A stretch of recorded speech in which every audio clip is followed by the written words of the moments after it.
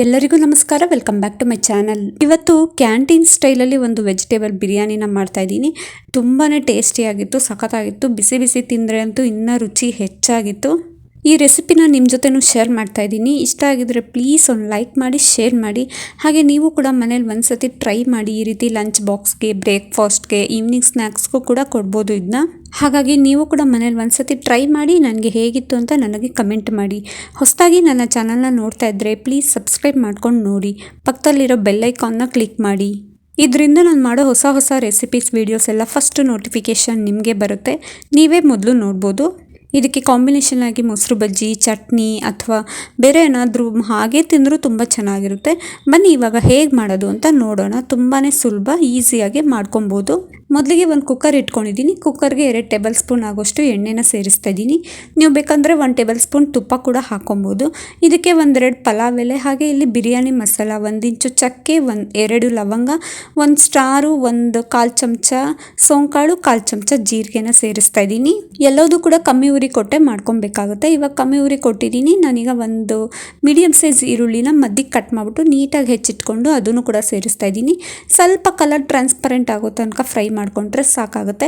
ಅದು ಫ್ರೈ ಮಾಡೋ ಹಂತದಲ್ಲೇ ಒಂದು ಕಡೆ ಕರ್ಬೇವಿನ ಸೊಪ್ಪನ್ನ ಹಾಕ್ತಾ ಇದ್ದೀನಿ. ಕರ್ಬೇವಿನ ಸೊಪ್ಪು ಬೇಕಂದರೆ ಹಾಕೊಬೋದು, ಇಲ್ಲಾಂದರೆ ಸ್ಕಿಪ್ ಮಾಡ್ಬೋದು. ಇದು ಇವಾಗ ಒಂಚೂರು ಕಲರ್ ಟ್ರಾನ್ಸ್ಪರೆಂಟ್ ಆದರೆ ಸಾಕು. ತುಂಬಾ ಡೀಪ್ ಫ್ರೈ ಏನು ಬೇಕಾಗಲ್ಲ. ಡೀಪ್ ಫ್ರೈ ಮಾಡಿದ್ರೂ ಅಗತ್ಯ ಏನಿಲ್ಲ. ಮಾಮೂಲಿ ಟ್ರಾನ್ಸ್ಪರೆಂಟ್ ಆದರೆ ಸಾಕಾಗುತ್ತೆ. ಇವಾಗ ಇದಕ್ಕೆ ಹೆಚ್ಚಿಟ್ಕೊಂಡಿರೋ ತರಕಾರಿನ ಸೇರಿಸ್ತಾ ಇದ್ದೀನಿ. ನಾನಿಲ್ಲಿ ಬಟಾಣಿ, ಕ್ಯಾರೆಟ್, ಬೀನ್ಸ್ ಮತ್ತು 1 ಮೀಡಿಯಮ್ ಸೈಜ್ ಆಲೂಗಡ್ಡೆ, ಒಂದು ಸ್ವಲ್ಪ ಹೂಕೋಸನ್ನ ನೀಟಾಗಿ ತೊಳೆದ್ಬಿಟ್ಟು ಹೆಚ್ಚಿಟ್ಕೊಂಡಿದ್ದೀನಿ. ಸಣ್ಣಕ್ಕೆ ಹೆಚ್ಚಿಟ್ಕೊಂಡಿದ್ದೀನಿ. ನಾನಿಲ್ಲಿ 1/4 kg ಆಗೋಷ್ಟು ತೊಗೊಂಡಿದ್ದೀನಿ. ಏಕೆಂದರೆ ನಾನು ತೊಗೊಂಡಿರೋ ಅಕ್ಕಿ 1/4 kg. ಆ 1/4 kgಗೆ 1/4 kg ತರಕಾರಿನ ತೊಗೊಂಡಿದ್ದೀನಿ. ಇವಾಗ ತರಕಾರಿನ ಹಾಕಿ 2-3 ನಿಮಿಷನಾದರೂ ಕಮ್ಮಿ ಉರಿ ಕೊಟ್ಟು ನೀಟಾಗಿ ಫ್ರೈ ಮಾಡ್ಕೊಬೇಕು. ಎಣ್ಣೆಲೆ ಒಂದು 3 ನಿಮಿಷ ಫ್ರೈ ಮಾಡ್ಕೊಂಡ್ರೆ ಟೇಸ್ಟ್ ಇನ್ನೂ ಚೆನ್ನಾಗಿರುತ್ತೆ. ಇದು ಫ್ರೈ ಆಗೋಷ್ಟರಲ್ಲಿ ಆ ಕಡೆ ರುಬ್ಬೋದಕ್ಕೆ ರೆಡಿ ಮಾಡ್ಕೊಂಡ್ಬಿಡ್ತೀನಿ. ರುಬ್ಬೋದಕ್ಕೆ ಜಾಸ್ತಿ ಏನು ಬೇಕಾಗಲ್ಲ. ಒಂದು ಮಿಕ್ಸಿ ಜಾರ್ಗೆ 2.5 ಮೆಣಸಿನ್ಕಾಯಿನಷ್ಟು ಹಾಕ್ತಾಯಿದ್ದೀನಿ. ಹಸಿ ಮೆಣಸಿನ್ಕಾಯಿನ ನಾನು 1/4 kg ಕ್ವಾಂಟಿಟಿಗೆ 2.5 ಹಾಕ್ತಾಯಿದ್ದೀನಿ. ನಿಮಗೆ ಖಾರ ಇನ್ನಷ್ಟು ಬೇಕು ಅಂತಂದರೆ ಇನ್ನೊಂದು 2 ಹಸಿ ಮೆಣಸಿನ್ಕಾಯಿನ ಸೇರಿಸ್ಕೊಬೋದು.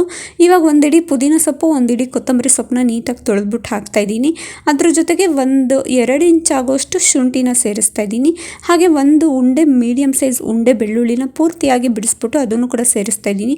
ಶುಂಠಿ ಬೆಳ್ಳುಳ್ಳಿ ನಾವು ಹಾಕಿದಷ್ಟು ತುಂಬಾ ಚೆನ್ನಾಗಿ ಟೇಸ್ಟಿಯಾಗಿ ಫ್ಲೇವರ್ ಒಂಥರ ಗಮ್ ಅನ್ನುತ್ತೆ. ಅದಕ್ಕೋಸ್ಕರ ಶುಂಠಿ ಬೆಳ್ಳುಳ್ಳಿ ಸ್ವಲ್ಪ ಜಾಸ್ತಿನೇ ಹಾಕೊಬೇಕಾಗುತ್ತೆ. ಇವಾಗ ಈ ರೀತಿಯಾಗಿ ನೈಸಿಗೆ ಪೇಸ್ಟ್ ಮಾಡ್ಕೊಂಡಿದ್ದಾದಮೇಲೆ ನಾನಿಲ್ಲಿ ಕುಕ್ಕರ್ಗೆ ಹಾಕಿದ್ದೆ. ಆ್ಯಕ್ಚುಲಿ ಆ ವಿಡಿಯೋ ಸ್ಕಿಪ್ ಆಗಿದೆ. ನಾನು ಕುಕ್ಕರ್ಗೆ ಹಾಕಿ ಅದ್ರ ಜೊತೆಗೆ 1 ಮೀಡಿಯಮ್ ಸೈಜ್ ಟೊಮೊಟೊನ ಸಣ್ಣಗೆ ಕಟ್ ಮಾಡಿಬಿಟ್ಟು ಅದನ್ನು ಕೂಡ ಸೇರಿಸಿದೆ. ಅದೊಂಚೂರು ವಿಡಿಯೋ ಸ್ಕಿಪ್ ಆಗಿದೆ, ಅಡ್ಜಸ್ಟ್ ಮಾಡ್ಕೊಳ್ಳಿ, ಬೇಜಾರು ಮಾಡ್ಕೊಬೇಡಿ. ಅದನ್ನೆಲ್ಲ ಹಾಕಿ ನೀಟಾಗಿ 1 ನಿಮಿಷ ಆಗೋಷ್ಟು ಮಾತ್ರ ಫ್ರೈ ಮಾಡ್ಕೊಂಡಿದ್ದೆ. ಅದು ಫ್ರೈ ಆಗಿದ್ದಾದಮೇಲೆ ನಾನಿಲ್ಲಿ 1/4 kg ಅಕ್ಕಿನ ನೀಟಾಗಿ ತೊಳೆದ್ಬಿಟ್ಟು ನೆನೆಸಿಟ್ಟಿದ್ದೆ. ಅದನ್ನು ಕೂಡ ನೀರೆಲ್ಲ ಚೆಲ್ಬಿಟ್ಟು ಇವಾಗ ಮಿಕ್ಸ್ ಮಾಡ್ತಾಯಿದ್ದೀನಿ. ನೀರಲ್ಲಿ ತೊಳೆದ್ಬಿಟ್ಟು ಮೊದಲೇ ನೆನೆಸಿಡೋದ್ರಿಂದ ಸ್ವಲ್ಪ ಉದ್ರಾಗಿ ಬರುತ್ತೆ ಅಂತ, ಅದಕ್ಕೋಸ್ಕರ ಅಷ್ಟೇ. ಇವಾಗ ಮಿಕ್ಸ್ ಮಾಡಿದ್ದಾದಮೇಲೆ ಚೆನ್ನಾಗಿ ಮಿಕ್ಸ್ ಮಾಡ್ಕೊಬೇಕಿದ್ನ ಕಮ್ಮಿ ಉರಿ ಕೊಟ್ಬಿಟ್ಟು.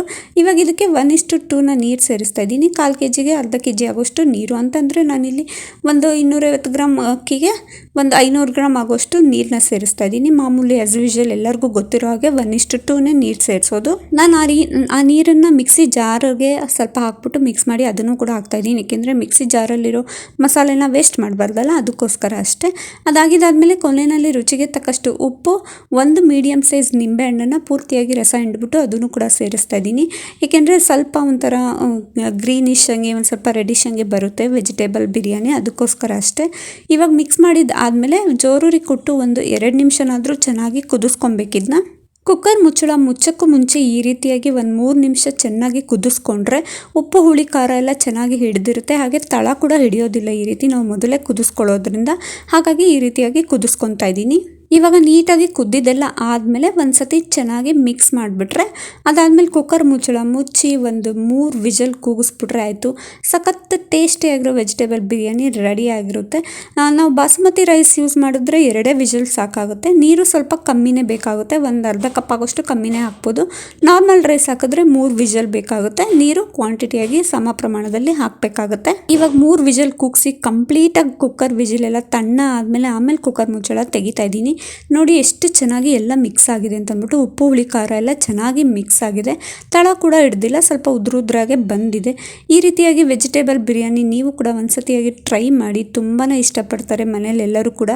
ನಮ್ಮ ಮನೇಲೂ ಅಷ್ಟೇ ಅಡುಗೆ ಮನೆ ಕಿಟಕಿಯಿಂದ ಸ್ವಲ್ಪ ಘಮ ಘಮ ಅಂತ ಬರ್ತಾ ಇತ್ತು. ಅಕ್ಕಪಕ್ಕದ ಮನೆಗೆಲ್ಲ ಕೇಳ್ತಾ ಇದ್ರು, ಏನು ಮಾಡ್ತಿದ್ದೀರಿ ಘಮ ಘಮ ಆಗಿ ಅಂತ ಅಂದ್ಬಿಟ್ಟು. ಅಷ್ಟು ಚೆನ್ನಾಗಿತ್ತು. ಒಂಥರ ಕ್ಯಾಂಟೀನ್ ಸ್ಟೈಲಲ್ಲೇ ಬರುತ್ತೆ ಈ ವೆಜಿಟೇಬಲ್ ಬಿರಿಯಾನಿ. ನೋಡಿದ್ರಲ್ಲ ಎಷ್ಟು ಸಿಂಪಲ್ಲಾಗಿ ಈಸಿಯಾಗಿ ವೆಜಿಟೇಬಲ್ ಬಿರಿಯಾನಿ ಹೇಗೆ ಮಾಡೋದು ಅಂತ ತೋರಿಸ್ಕೊಟ್ಟಿದ್ದೀನಿ. ನೀವು ಮನೇಲಿ ಒಂದ್ಸತಿಯಾಗಿ ಈ ರೀತಿಯಾಗಿ ಟ್ರೈ ಮಾಡಿ, ಎಲ್ಲರೂ ಇಷ್ಟಪಡ್ತಾರೆ. ಇಷ್ಟ ಆಗಿದ್ರೆ ಪ್ಲೀಸ್ ಒಂದು ಲೈಕ್ ಮಾಡಿ, ಶೇರ್ ಮಾಡಿ.